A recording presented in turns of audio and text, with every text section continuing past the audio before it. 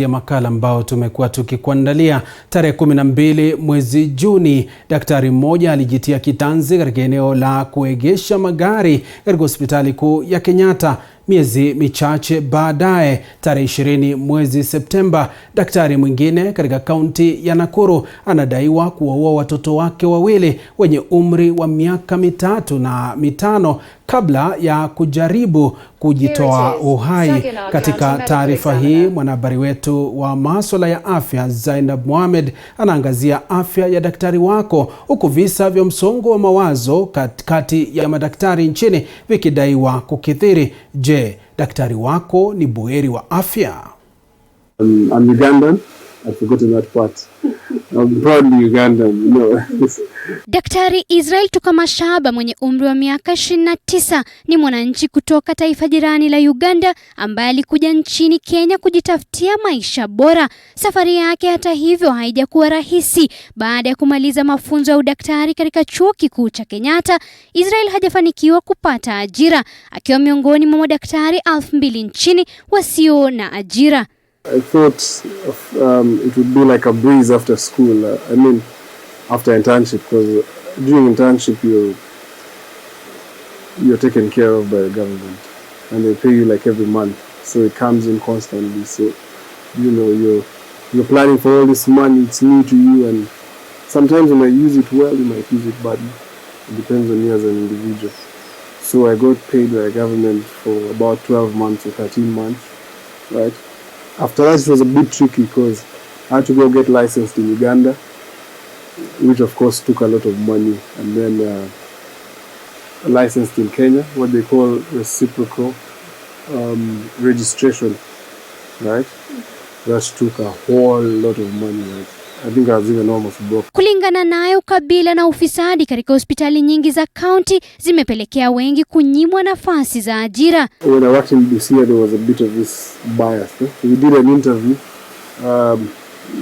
I think it was last year in last year was 2020, right?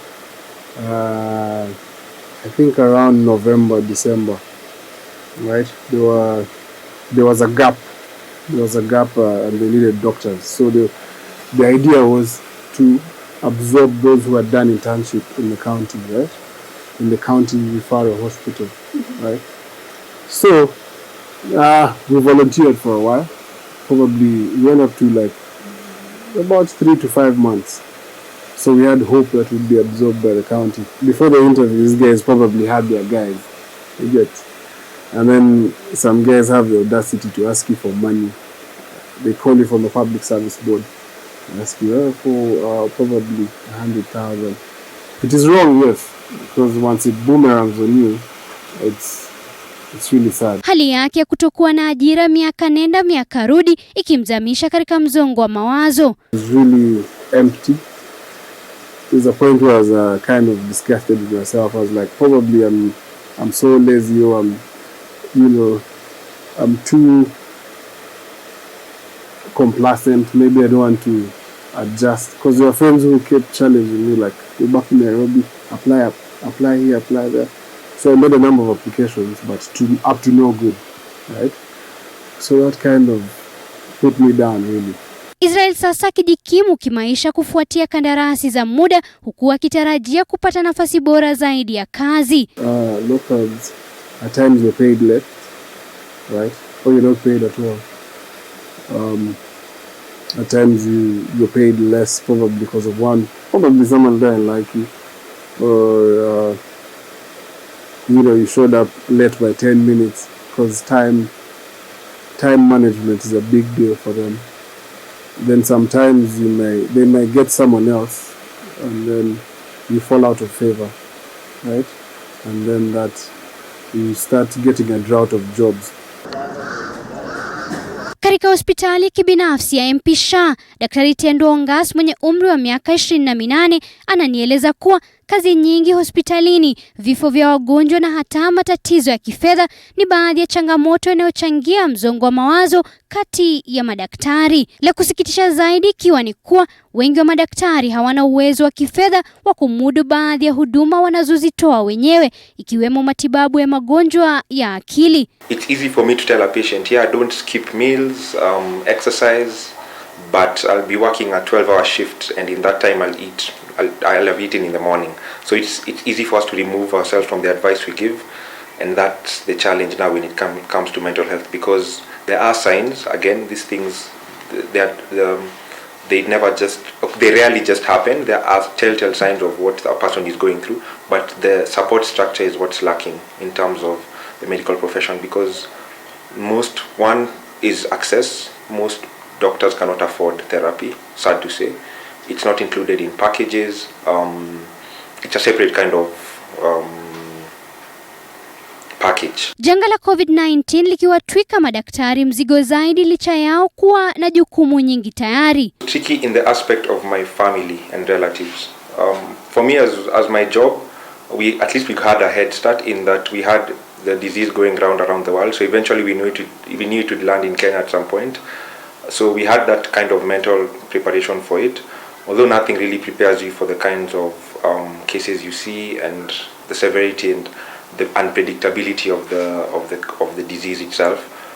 But for me personally, the struggle was family. So am I working, and then how about when I go back home? How do I interact with my siblings? What if I take the disease to them? Nephew, nieces, that was the struggle. So do I have to isolate myself in this period? And in this period you don't know when it's ending. Katibu mkuu wa muungano wa madaktari nchini KMPDU Daktari Davji Atela akinieleza kuwa ugatuzi wa huduma za afya nchini umegeuka kuwa changamoto kuu kwa madaktari walioko katika sekta ya umma. The devolution of healthcare left doctors in a very crisis situation, rather in a very difficult situation, in the sense that when you look at, for example, I told you just before that when the delays of salary for 3 months, 4 months, the people who are highly hit with this matter are the doctors and the healthcare workers. Why? Because they're directly under the county governments. So then they do not get all the salaries, but then they're expected to be consistently at work. So that makes them to be forgotten, or makes people expect that they are at a point where they do not need salaries. So that's one thing. Number two is that we look at the way the county is run and the managements in the county systems. When you are working in a stressful environment, you need to have more of buffers so that you do not really come to have the stress within you. But the way the counties have put in place, they have put more administrative roles in a way that they don't look at the human side of the healthcare workers. Yes, and their welfare. Kulingana naye, visa vya madaktari kujitia kitanzi ni kati ya dalili zinazoonyesha hali ngumu ya kazi wanayokabiliana nayo kila siku. The doctor was working in a private facility. I mean, the doctor was known to me one-to-one, and in fact, he delivered my third born. So he's somebody I know, and I know the character. He was very calm and a good person, and a person of great personality. But then we say the pandemic is not only for the others in the society, it's also for the doctors. He has a private hospital that he's trying to run, and things are not adding up to him just like any other person. So then he needed an environment to debrief, to discuss the matters, to the mental care, just like any person in the society. Another thing that happened in Kenya National Hospital, where a doctor was found that he who died by suicide at the parking lot. One thing that we learned that there was frustration from the university, there was frustrations from the work environment that he was in at the hospital. This doctor was working, slaving day and night, and at the same time looking for fee from private hospitals. So there was no time he was being deprived sleep and everything. So the environment was creating more of the pressure for them to commit suicide.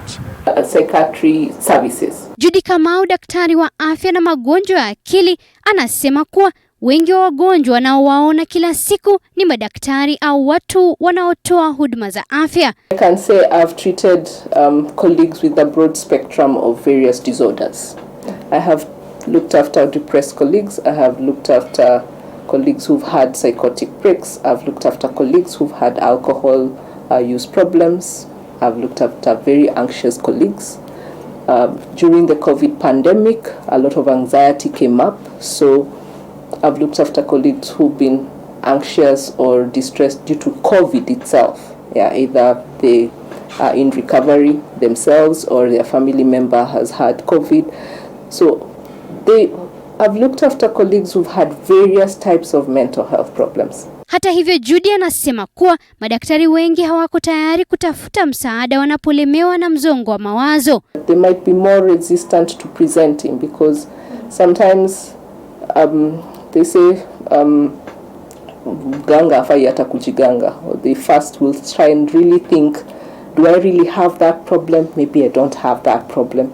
So before they get there, sometimes it might take slightly longer because they'll have tried to explore various avenues, diagnose, differentially diagnose, rule out, agree with themselves, and finally come.